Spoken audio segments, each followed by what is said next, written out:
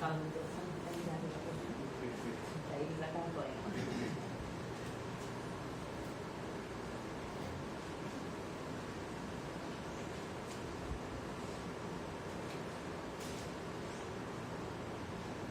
Bom dia a todos. Bom dia. Sempre um prazer retornar e abordar os ensinamentos do Evangelho sempre à luz do Espiritismo, como aprendemos a fazer há tanto tempo. E impressionante como a gente, a cada vez que mergulha novamente, descobre mais novidades e novas reflexões sobre reflexões antigas. Essa capacidade que o Espiritismo nos traz de não nos tornarmos repetitivos, uma vez que a gente tem a base, mas a gente descobre cada coisa nova a cada leitura, faz com que o estudo ele nunca se torne um estudo entediante. É um estudo sempre muito empolgado, porque se a cada nova leitura eu descubro novas coisas, o que é natural, que a gente está em evolução intelectual e moral, nas novas descobertas a gente vai tecendo novas reflexões, contrapondo alguns pontos, e eu acho que o crescimento que a gente tem quando a gente faz esse tipo de leitura é sempre muito positivo. E um capítulo, na verdade, o Evangelho segundo o Espiritismo, que é essa obra magna, maravilhosa, ela tem vários capítulos que são leituras que são espetaculares. Eu gosto muito, não só daquelas parábolas e passagens, que sem o Evangelho a gente talvez ficasse um pouco perdido para compreender, mas também daquelas que têm um tom de trazer passagens que são esquecidas. Tem algumas passagens do mestre, dos ensinamentos, foram 3 anos de ensinamento na carne, mas com peso de milhões. E tem alguns ensinamentos que não costumam ser lembrados, ou porque não são tão populares, ou porque, e é justo e natural, a gente não saiba trazer uma reflexão adequada naquele momento. Então a gente deixa para trazer em outro momento. A passagem que eu vou ler aqui brevemente, ela na verdade é uma composição de algumas passagens, começando por Lucas capítulo 16, versículo 13. Ninguém pode servir a 2 senhores, porque ou odiará um e amará o outro, ou se afeiçoará a um e desprezará o outro. Não podeis servir ao mesmo tempo a Deus e a Mamon. Primeiro estranhamento que vem, especialmente quando a gente já começa o nosso estudo de Evangelho dentro do Espiritismo, é o uso de alguns termos que não são comuns, ou que a gente lê de maneira diferente de nossos companheiros cristãos de outras denominações. A ideia do servir no Espiritismo, por exemplo, tem uma conotação diferente da ideia do servir em algumas denominações protestantes. O servir é visto quase de maneira literal em algumas denominações. A gente aqui consegue perceber esse servir como uma entrega, né? O servir não é da ideia de ligado ao mundo, de alguém que está humilhado, mas a submissão do servir aqui está no reconhecimento de crescimento e não na humilhação de posições sociais. E aí a passagem segue agora combinando Mateus capítulo 19, versículos 16 a 24, Lucas 18, versículos 18 a 25 e Marcos 10, 17 a 25. Então, um jovem se aproximou dele e lhe disse: Bom mestre, o que é preciso que eu faça para adquirir a vida eterna? Jesus lhe respondeu: Por que me chamais bom? Só Deus é bom. Aqui a gente já tem um elemento sensacional que para a gente não é polêmico, mas que na mitologia cristã, em várias denominações, já seria uma polêmica muito grande. Separação de Jesus e Deus. Inclusive é uma polêmica teológica, que é uma das bases de separação do nascimento do protestantismo. Não era a principal, quando Lutero e Calvino vão trazer ramificações do cristianismo. Eles estão olhando mais para a corrupção do clero. E aí, nas questões teológicas, olhando mais para a questão da salvação, mas a ideia de se Jesus é Deus, se há uma separação entre Deus, Jesus e o Espírito Santo, é um dos elementos que vai ser discutido em concílio também, como no concílio de Nicéia. Então aqui ele já faz uma separação. Só Deus é bom. Se quereis entrar na vida, guardai os mandamentos. Quais mandamentos? Disse-lhe. Jesus lhe disse: Não matareis, não cometereis adultério, não furtareis, não direis falso testemunho. Honrai vosso pai e vossa mãe, e amai o vosso próximo como a vós mesmos. A grande dificuldade que o pessoal tem de amar o próximo como a si mesmo é amar a si mesmo para entender como é que vai amar o próximo, né? A ideia de amar o próximo como a si mesmo, ela pressupõe que você saiba como é se amar. E a gente não sabe muito bem, não. Então, amar o próximo fica difícil, porque a gente usa como régua o que a gente faz conosco mesmo e a gente se machuca o dia inteiro. A gente fica o dia inteiro se martirizando, se jogando para baixo. Como é que vai amar o outro se não consegue amar nem a si próprio? O jovem lhe respondeu: tenho guardado todos esses mandamentos desde a minha juventude. Que me falta ainda? Eu gostei da arrogância, do ego, né? Isso aí eu já sei. Jesus trouxe o ensinamento, ele mandou isso aí, deixa que isso eu já sei, isso é notícia velha. Me traga algo novo. E aí a gente talvez, né? A gente não está nesse nível. Quando a gente tiver, a gente vai ter a paciência que ele tem. Mas se fosse para um de nós no momento, ele já sabe como é agora. Está me perguntando por quê. Segue teu caminho. Claro que Jesus não fez isso. Se quereis ser perfeito, ide, vendei o que tendes e dai aos pobres, e tereis um tesouro no céu. Depois vinde e me segui. Ele não falou vai embora, mas ele mandou uma que para ele teve um peso ainda maior, né? Já que você já sabe de tudo, tudo bem. Então você já segue os mandamentos, mas se você quer ser perfeito, vendei o que tendes e dai aos pobres. E aí você vai ter um tesouro no céu, você pode vir e me seguir. Aí na hora a cabeça dele já deve ter arrumado todos os argumentos para falar não. Ele deve ter o olho, deve ter arregalado. O jovem, ouvindo essas palavras, foi-se embora muito triste, porque obviamente ele tinha grandes bens. E Jesus então disse aos seus discípulos: em verdade vos digo que é bem difícil que o rico entre no reino dos céus. Digo-vos ainda uma vez, é mais fácil um camelo passar pelo buraco de uma agulha do que um rico entrar no reino dos céus. Eu adoro essa passagem, porque essa passagem, em qualquer denominação religiosa, quando é feita a leitura dessa passagem, primeiro elemento que a pessoa que está fazendo a pregação, o estudo, etc., busca fazer, é tentar deixar claro que não é nem todo rico. Olha, calma, ele está dizendo que é difícil entrar um rico no reino dos céus, mas primeiro, não é impossível. Segundo, vamos tentar entender exatamente. Eu acho que a gente está perdendo um pouco o foco da mensagem. Porque o foco da mensagem não é individualista.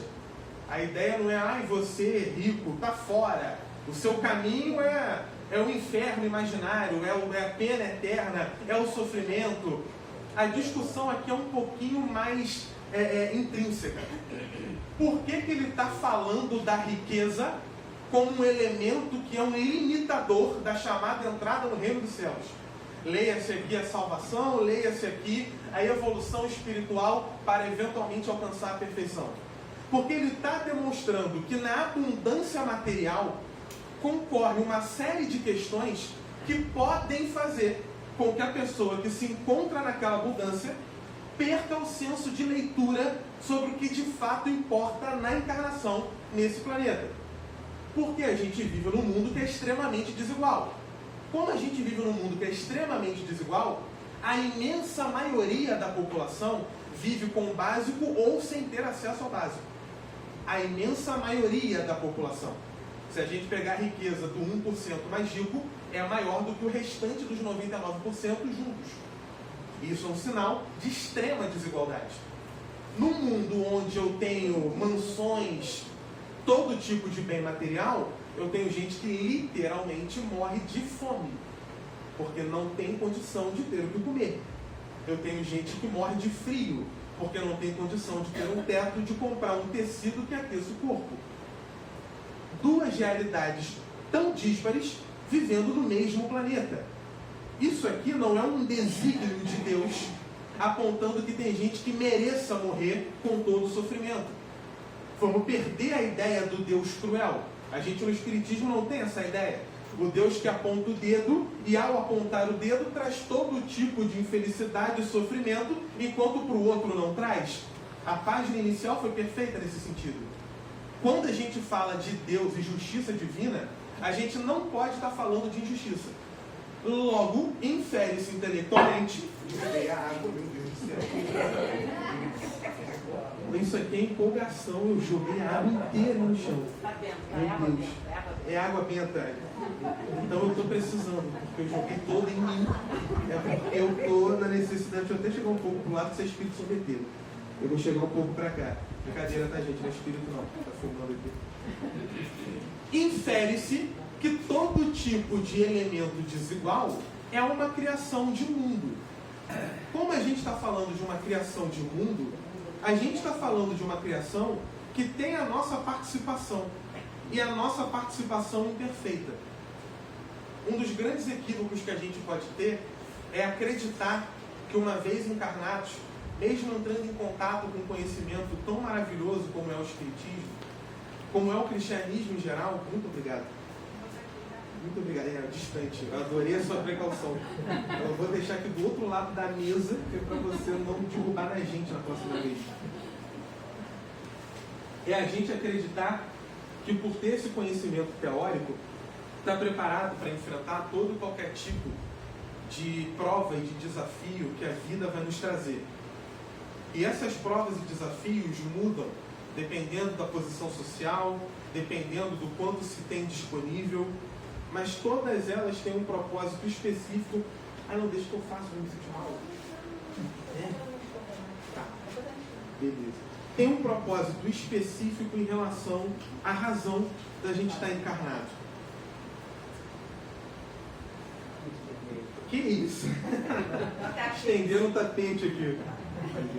Isso aqui é porque eu sou muito desastrado mesmo. Não, mas eu botei muito perto. Não foi eu mesmo. Qualquer outra pessoa não derrubaria, porque fui eu. Se eu for levar 3 coisas ao mesmo tempo, eu vou derrubar as 3, uma atrás da outra.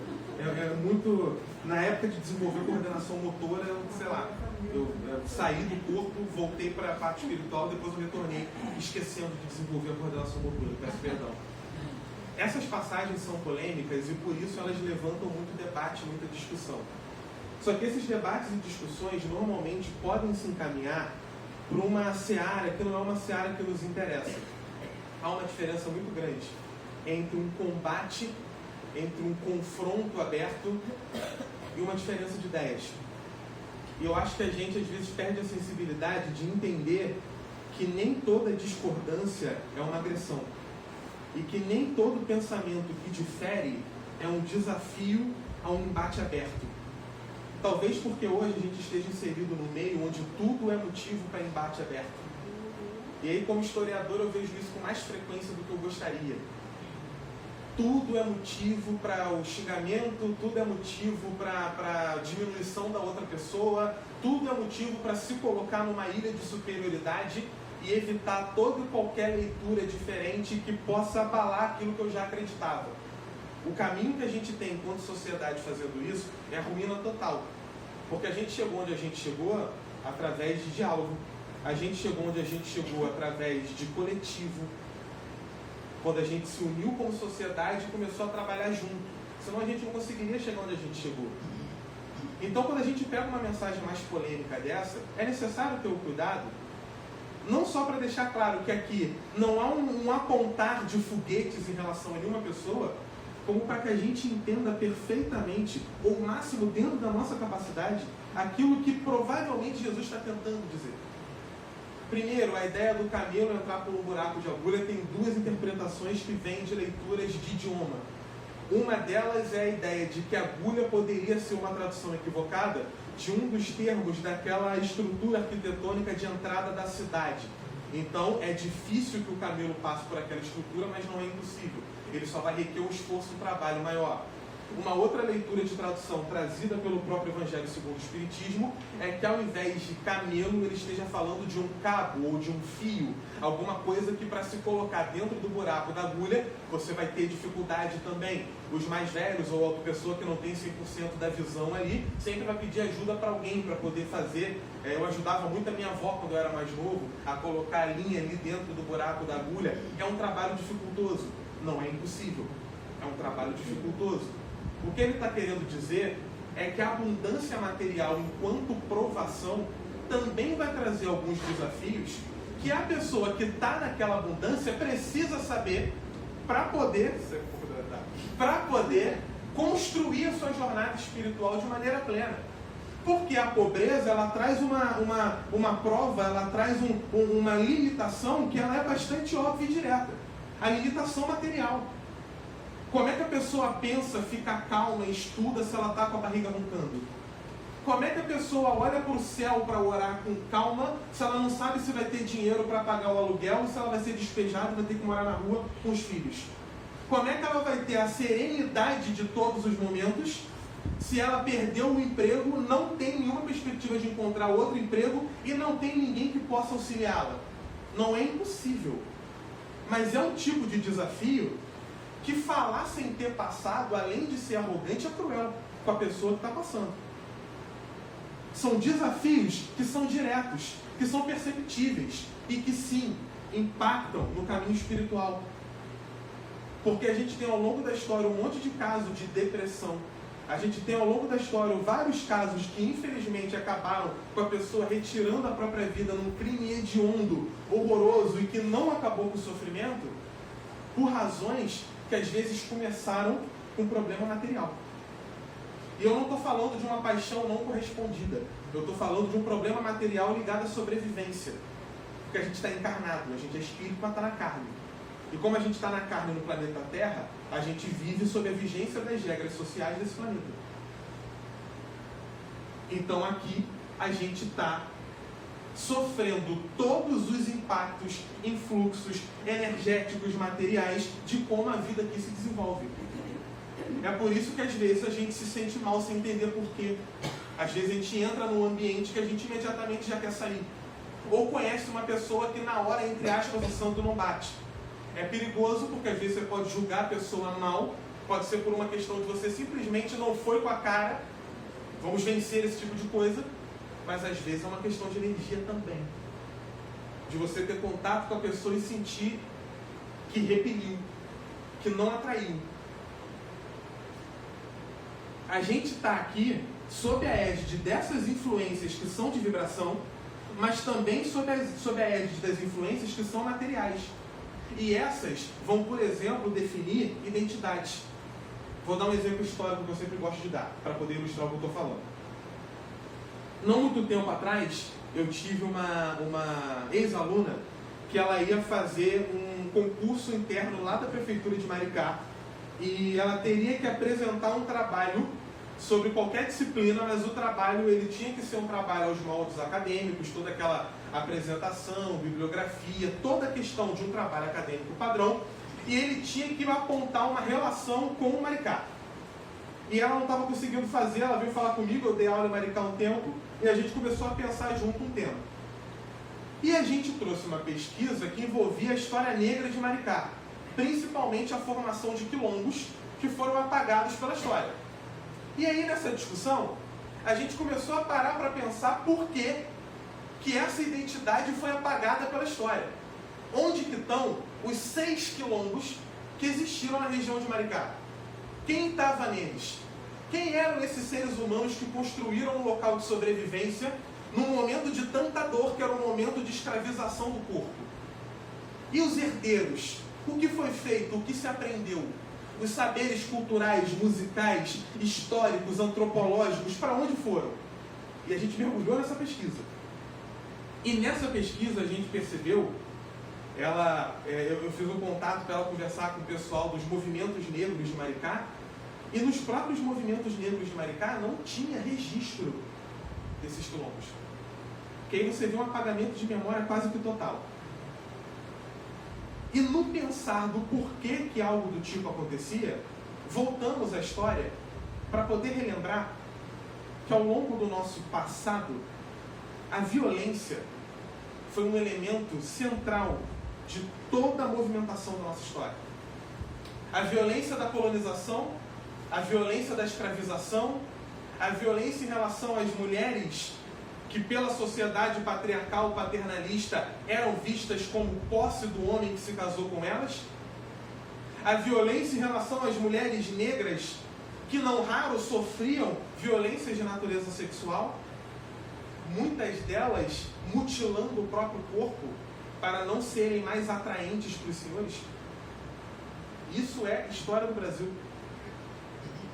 Mas uma violência que se fala pouco é a violência mental, a violência psicológica, a violência histórica. Se eu apago a sua memória, você se torna um ser que não existe. Você pode estar vivo materialmente, mas você não é ninguém. Um dos maiores sofrimentos de quem está lidando com pessoas que estão passando por um problema relacionado à perda de memória é o contato com a pessoa no momento que ela está numa crise onde ela não reconhece quem está falando com ela. E é difícil lidar com isso porque a pessoa que está falando tem todas as memórias ali vivinhas. E quer reviver, quer relembrar, tem toda aquela trajetória construída ou parte dela. E ao tentar entrar em contato e ver que não há o retorno, a dor desse não retorno faz com que a sensação seja a pior possível. Porque uma pessoa que não tem memória, você vê os mais velhos, por exemplo, que passam por esse tipo de fase ou podem passar. Quando uma pessoa mais velha está nesse momento, passou por algum mal, alguma síndrome, alguma coisa do tipo, que acometeu parte da memória, é normal que volte à infância.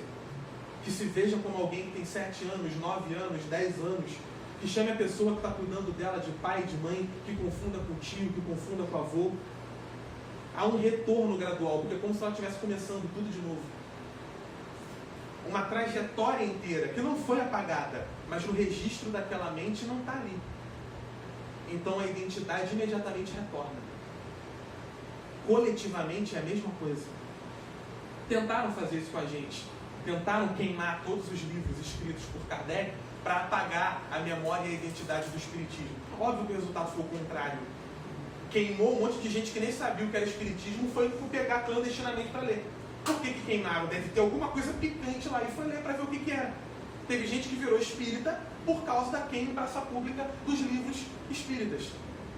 E cada vez que alguém faz alguma matéria tentando difamar Chico Xavier, é mais gente que vai tentar conhecer quem foi Chico Xavier. A cada tentativa de apagamento da identidade é uma nova busca para tentar definir, entender o que é aquela identidade. E a nossa história é uma história que não é só construída materialmente. Ela é construída intelectualmente, espiritualmente, mentalmente. Vamos tentar aprofundar essa questão. Se a gente olhar para o final do século XIX, Rui Barbosa, que é hoje visto como um dos maiores intelectuais que o Brasil teve, o Águia de Aia, dá um nome ao Senado brasileiro. Ele foi dono da maior biblioteca privada que o Brasil tinha no final do século XIX, início do XX. Rui Barbosa, quando foi escolhido para ser o primeiro ministro da Economia, ministro da Fazenda da República, a primeira ação que o Rui Barbosa fez foi mandar queimar todos os registros de nascimento e escravidão de pessoas negras e oriundas de africanos no Brasil. Ele não conseguiu queimar todos, mas ele queimou uma boa parte. Por quê? Para evitar que os herdeiros daqueles que foram escravizados cobrassem indenização do governo brasileiro. E assim, se você é herdeiro de italiano, você consegue fazer uma memória genealógica que vai voltar até lá para 1300, se bobear. De português, a mesma coisa. Agora, se você é uma pessoa negra, herdeiro de pessoas que foram escravizadas, de índios, etc., você vai ter uma limitação na hora de fazer a sua memória genealógica. Porque vai chegar um momento que não vai ter registro mais. Vai chegar um momento que o registro para. E é como se não existisse mais ninguém.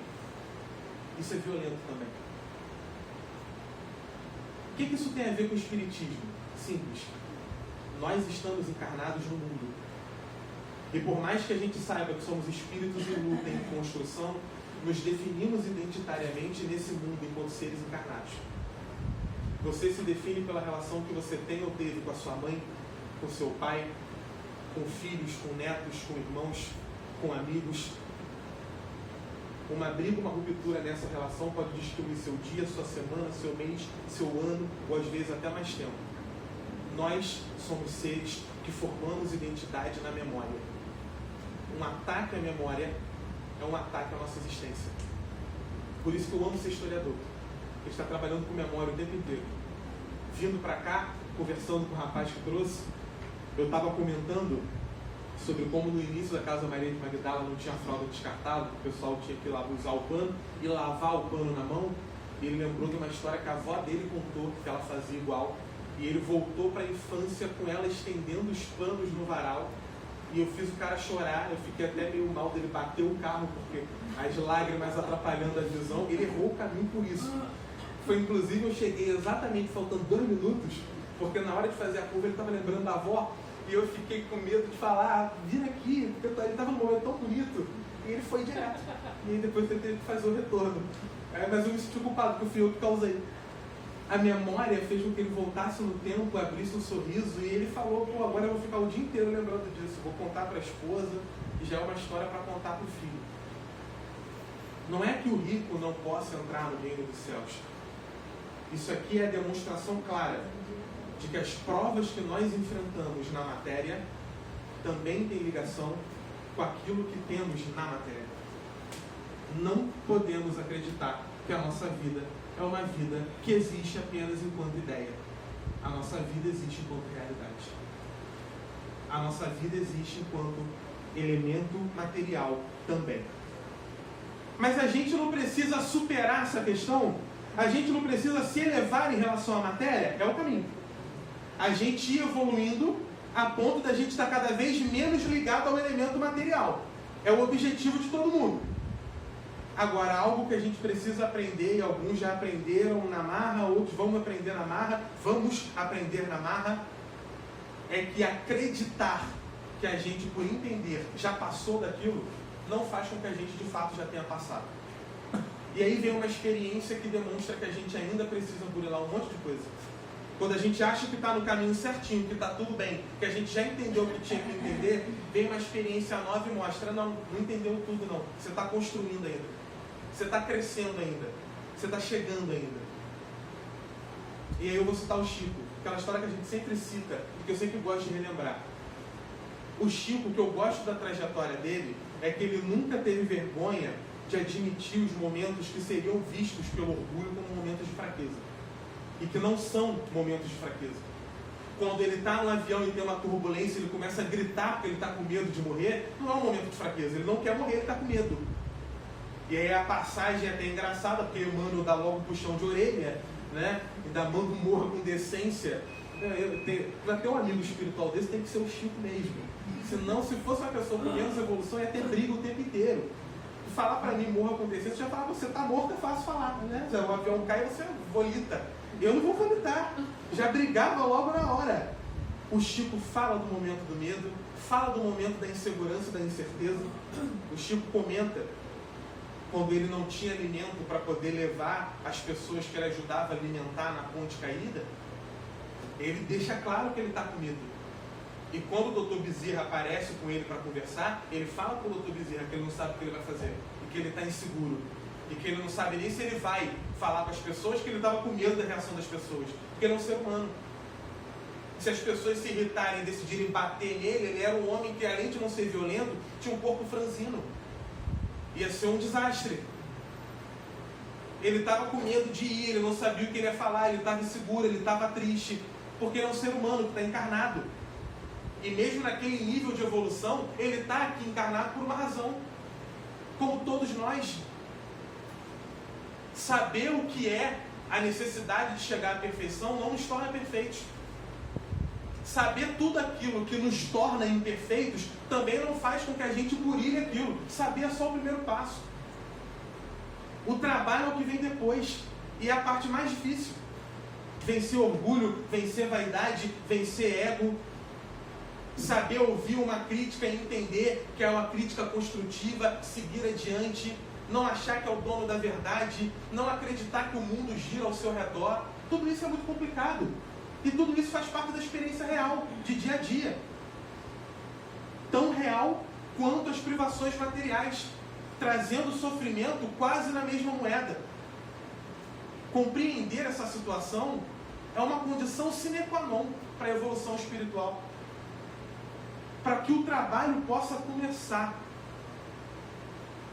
Tem um lado nosso que a gente não mostra para ninguém. Todo mundo tem algumas características que você sabe que tem e você não gosta. Ou você sente vergonha dela, ou você sente pavor de ter aquela questão na sua personalidade, na sua vivência, na sua história. Normalmente é aquela que a gente esconde para as pessoas que a gente está conhecendo. Com a pessoa que você acabou de conhecer, você tenta mostrar a faceta que você gostaria de ser o tempo todo. A mais agradável possível, ou então aquela personalidade que você escolheu. Essa é a minha.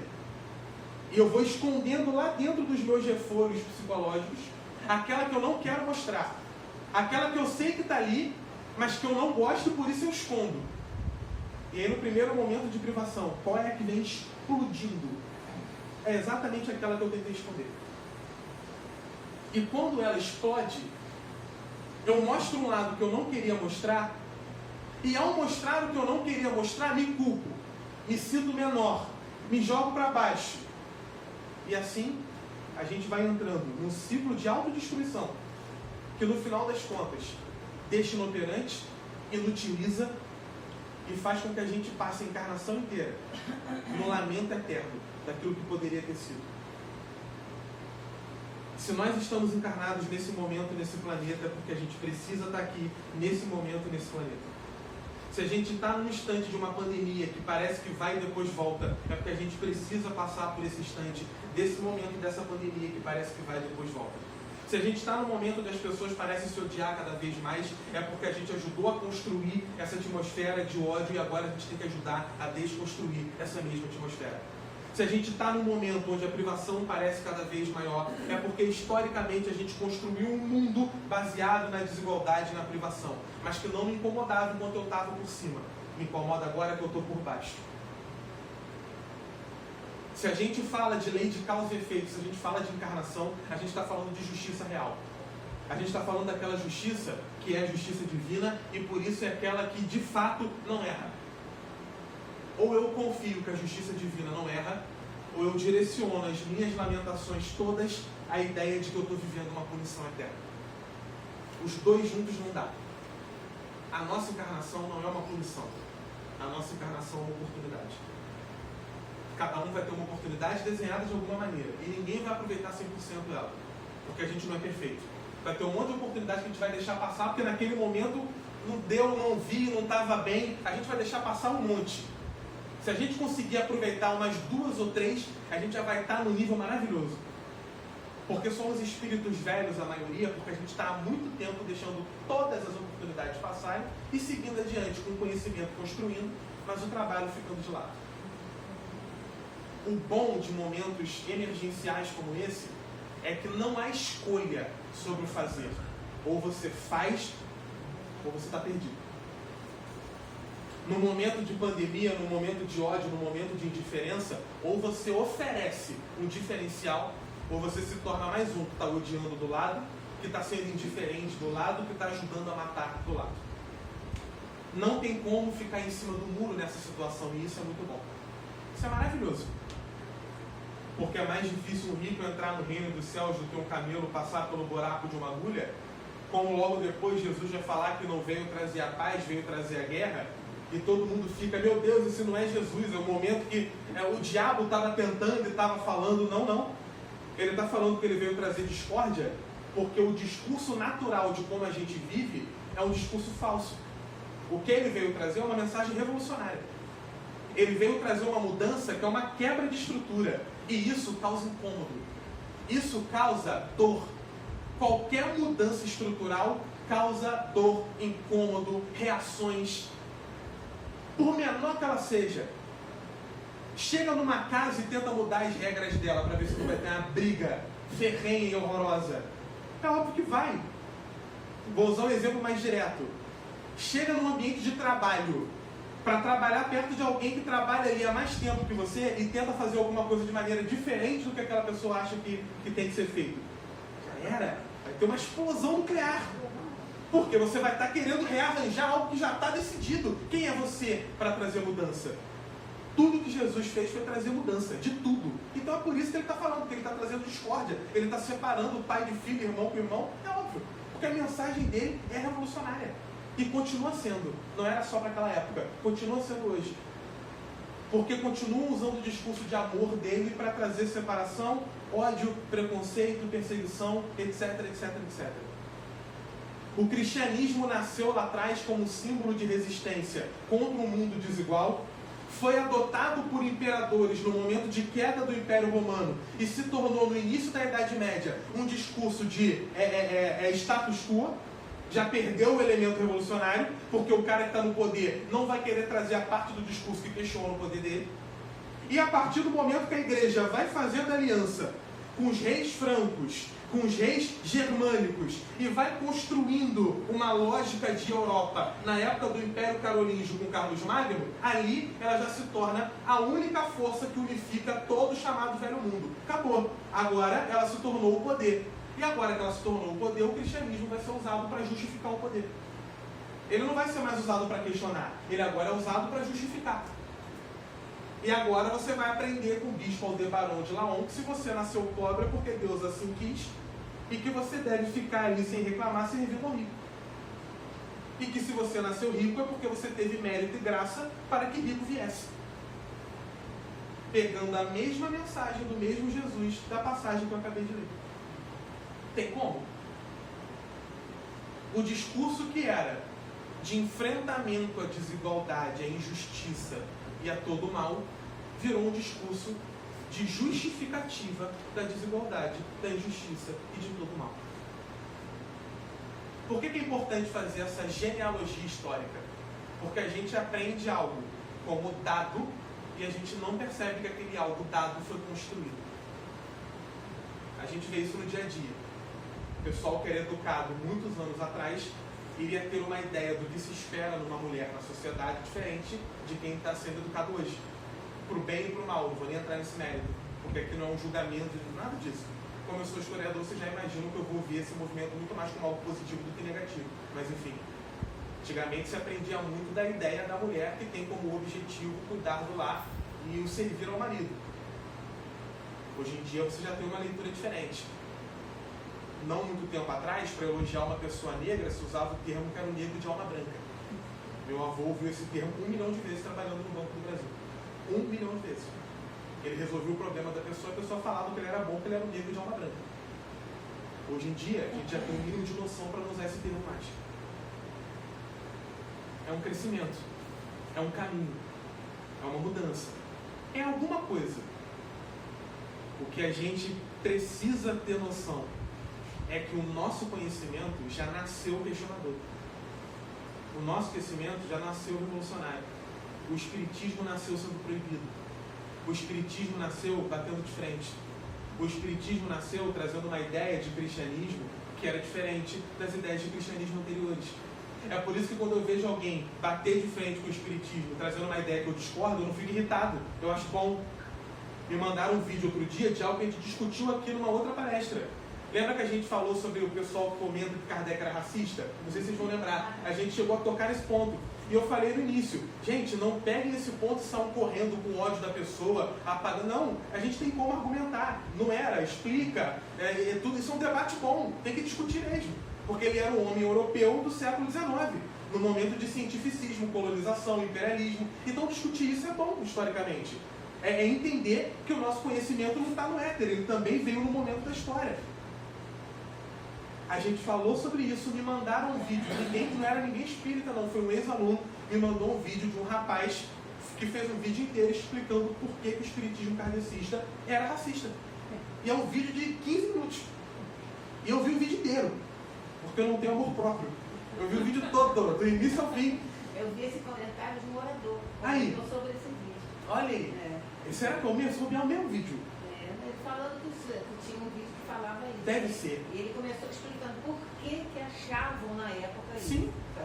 Normalmente o pessoal fala que Kardec é racista por algumas elucubrações que vieram da Revista Espírita como ensaio. Por exemplo, num dos artigos de uma das primeiras edições da Revista Espírita, ele faz um comentário sobre a possibilidade das raças trazerem consigo algum tipo de evolução espiritual ligada àquelas raças, só que ele próprio vai corrigir esse pensamento depois, não só na revista, como na Gênesis. E no Livro dos Espíritos ele deixa claro que a gente pode reencarnar em qualquer corpo, em qualquer gênero, em qualquer lugar. Foi isso mesmo que eu estava falando. Então ele está ali retificando o próprio comentário. Isso é maravilhoso, é ótimo que a gente reconheça. Olha aí, a gente fez um debate intelectual que a gente cresceu, ninguém saiu um querendo bater no outro, e um erro foi retificado. É a interpretação de uma palavra, de uma colocação. Perfeito. E aí, só que aí... Dá de presente para esse seu aluno o livro A Caminho da Luz. Sim, pode ser uma possibilidade. Porque ali a gente está demonstrando que, primeiro, A gente entende questionamentos como parte do processo, porque a gente questiona tudo. Então a gente não pode ficar doído quando alguém questiona a gente questiona tudo.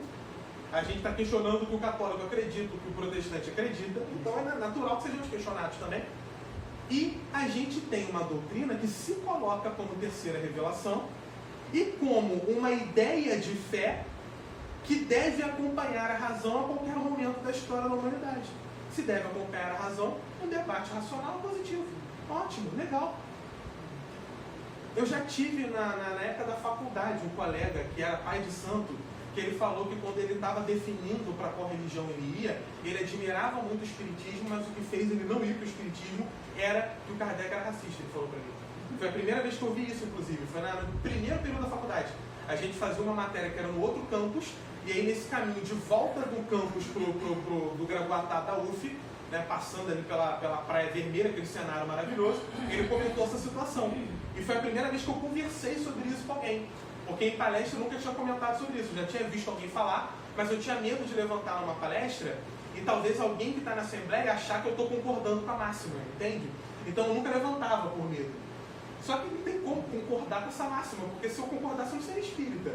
Não tem como. O que mais a gente vai ter é argumento. É que dentro da própria obra, como você já colocou, só tem a resposta, né? Com certeza. A base do que é o espiritismo, a base do que é a reencarnação, já é algo que não pode trazer consigo nenhum preconceito. Se eu posso reencarnar em qualquer gênero, em qualquer raça, em qualquer cor, em qualquer lugar, ora bolas. Isso é irmandade. É reconhecer que todo mundo é igual. É reconhecer que todo mundo é espírito. E espírito não tem nem forma, né? A gente aprende lá no livro dos espíritos. O espírito não só não tem cor, como não tem forma. O que dá forma é pelo espírito. O espírito é uma centelha, é uma chama. Então é todo mundo uma chamazinha. Algumas chamas brilhando mais, outras um pouquinho mais apagadinha, derrubando água no chão. Né? Olha isso aqui, essa água veio para apagar minha centelha. Eu fiquei até com medo, vou até chegar para o lado. Mas é construção, é positivo, é debate intelectual que faz parte do processo de crescimento também. Nós nascemos questionando e seguimos questionando a ordem que é dada. Chico Xavier talvez tenha sido um dos maiores questionadores da ordem dada que o mundo já viu. Porque ele questionou com a vida dele, né? Ele questionou dando exemplo de caridade, dando exemplo de amor. Ele questionou dando exemplo de humildade. Todo questionamento que ele fez à ordem dada foi propondo uma ordem nova. Uma ordem baseada nos preceitos verdadeiramente cristãos. Antigamente eu achava que ter o Chico Xavier como referência era algo que trazia só benesses, mas não, traz uma responsabilidade muito grande. Porque a gente tem, quando a gente fala que é espírita, provavelmente o primeiro nome que vão lembrar é o nome do Chico. Não é nem o do Kardec, vão lembrar o nome do Chico, aqui no Brasil principalmente. Se eu falo que é espírita, vão lembrar do Chico Xavier. E olha o exemplo que a gente tem como símbolo de espiritismo. A gente fica muito feliz, muito honrado, mas ao mesmo tempo a gente sabe o caminho que a gente tem que percorrer. E é um caminho longo, tortuoso, mas é um caminho que a gente está tendo oportunidade no aqui e agora. E isso é algo que a gente precisa agradecer. A gente precisa agradecer também pela dor, não de maneira cínica, não de maneira silenciosa, ou como alguém que é fruto de um silenciamento. Aquele que agradece a dor porque mandaram, que tem que aceitar. É assim e pronto. E se você questionar é porque você está sendo imbuído de alguma coisa negativa. Não. O agradecimento à dor vem de compreensão da dor como parte de um processo de crescer. Não vem de uma aceitação à crítica.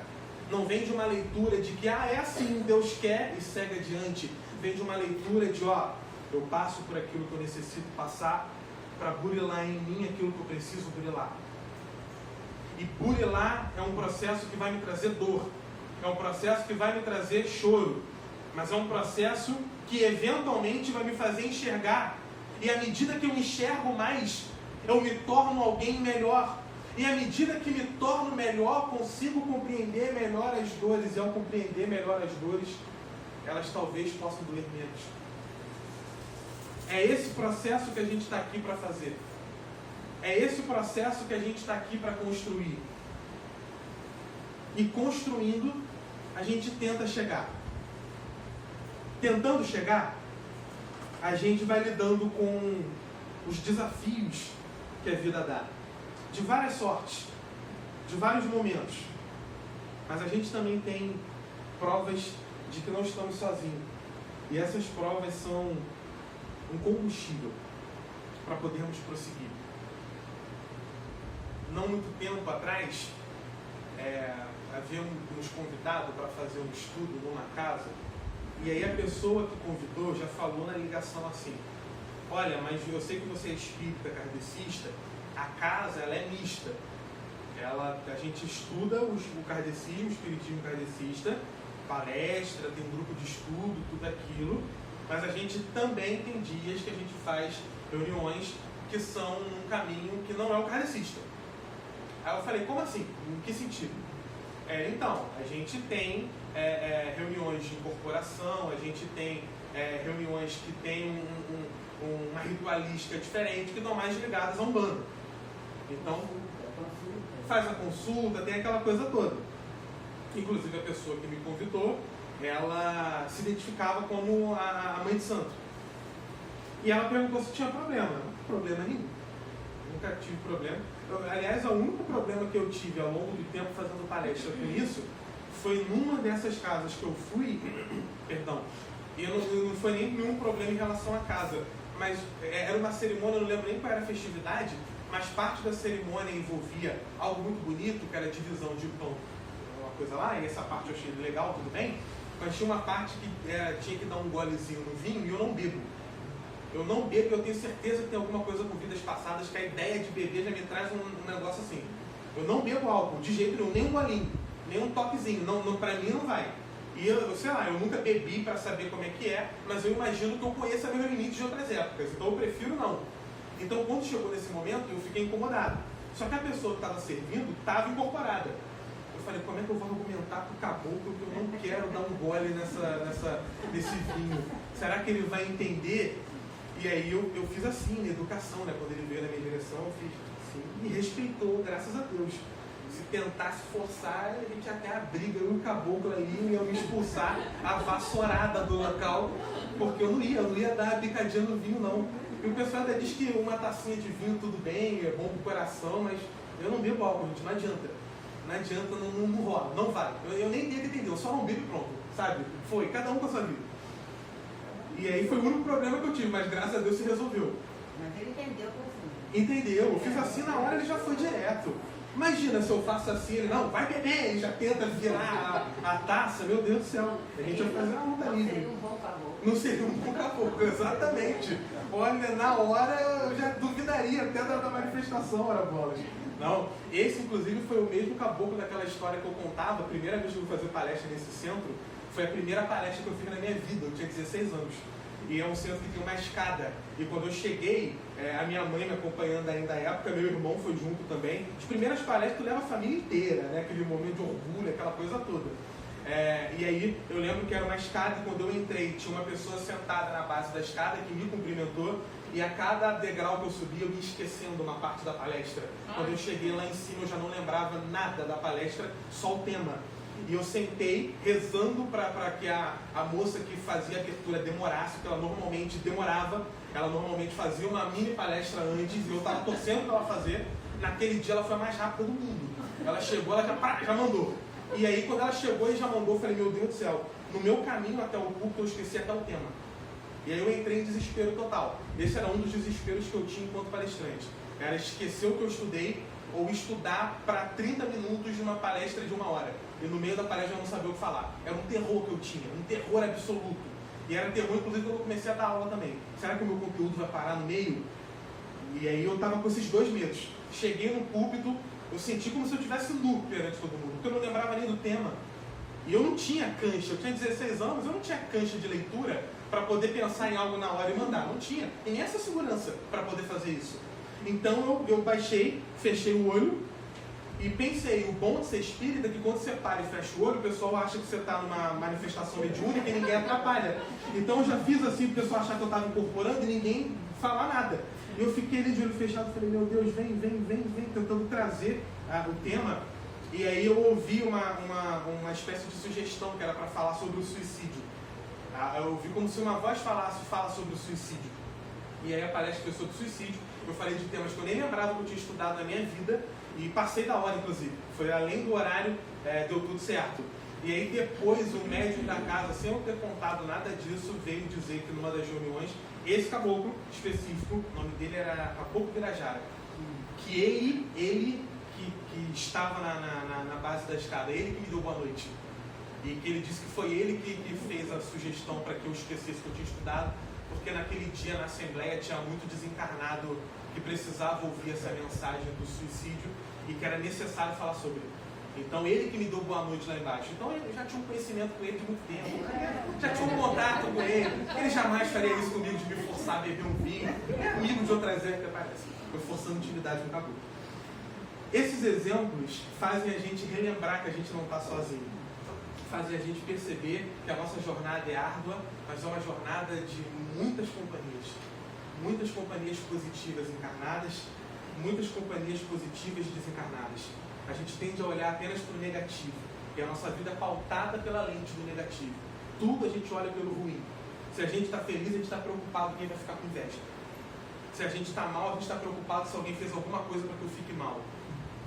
Nunca a percepção do tô feliz, vou dividir com um amigo sincero para que ele fique feliz também.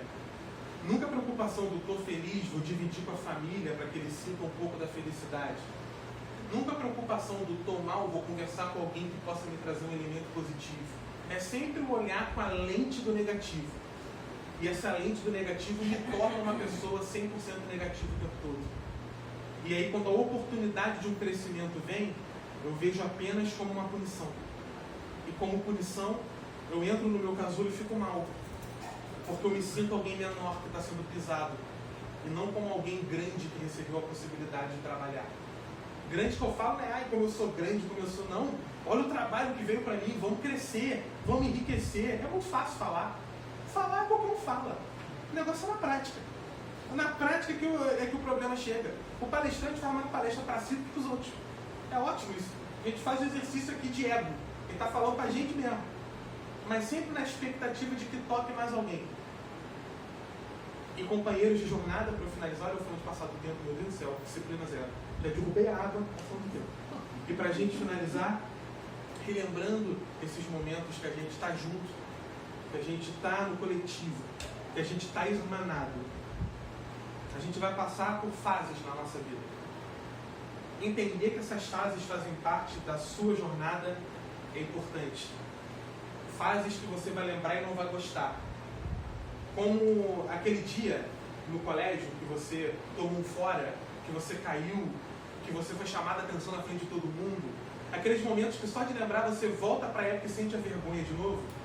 A gente na jornada espiritual vai olhar para trás e vai ver os momentos que a gente estava ali batendo cabeça. Só que a gente não vai sentir vergonha daquele momento. A gente não deve sentir. A gente vai perceber o quanto cresceu. Caramba, olha como é que eu era. Isso é bom. Isso é positivo. Isso não é negativo. Olha como é que eu era. Já sou alguma coisa melhor, tomara. E um dia serei melhor ainda. A nossa jornada não é motivo de vergonha. É motivo de aprendizado. É recibo de aprendizado. E aprendendo, crescendo, construindo. Nesse dia especial, eu gostaria de voltar às nossas energias. Estou de olho fechado, não sou eu mesmo, tá, gente? De trazer as nossas energias, especialmente para o grupo que trabalha junto à figura espiritual tão bondosa de Maria.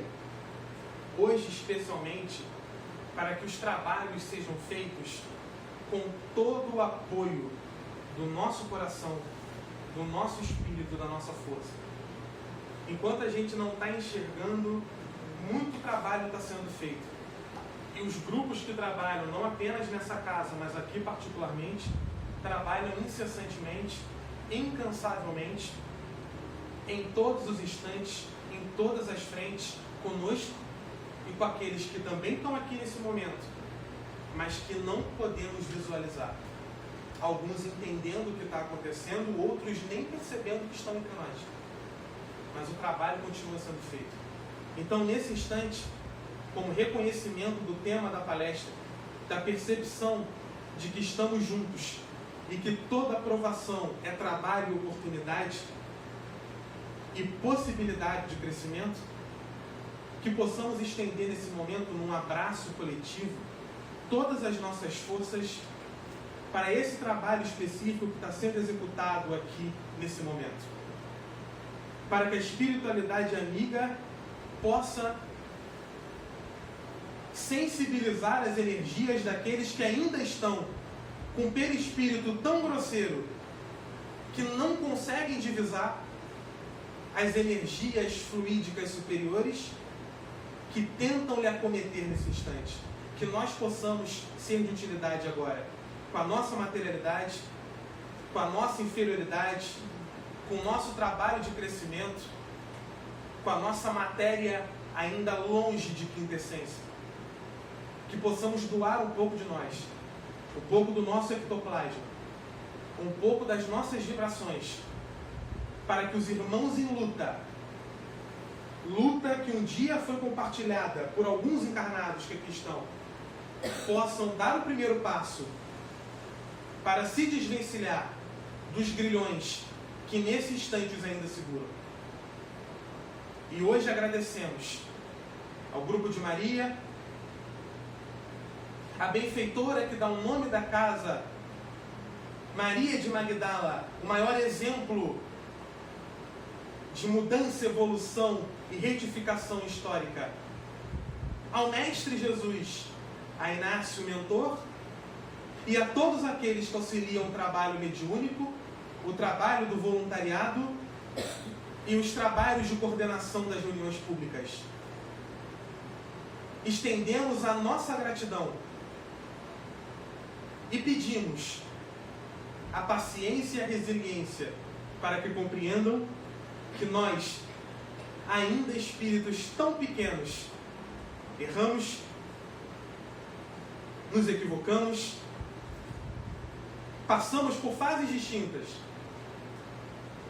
mas ainda temos como horizonte o encontro final dessa jornada de trabalho.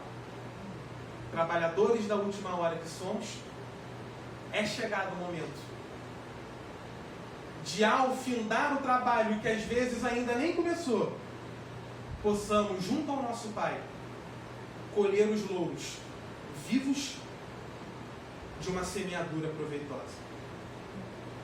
Eu agradeço a presença e a atenção de todos. Peço perdão mais uma vez pela água que se derramou, mas água é vida. Então fizemos energia ser colocada em jogo, eu aqui justificando espiritualmente eu ter dado um tapa na água. E que assim possamos retornar aos nossos lares, ainda carregando conosco um pouco dessas vibrações que agora me fizeram suar um pouquinho, mas faz parte do processo. Obrigado a todos e possamos continuar o nosso trabalho.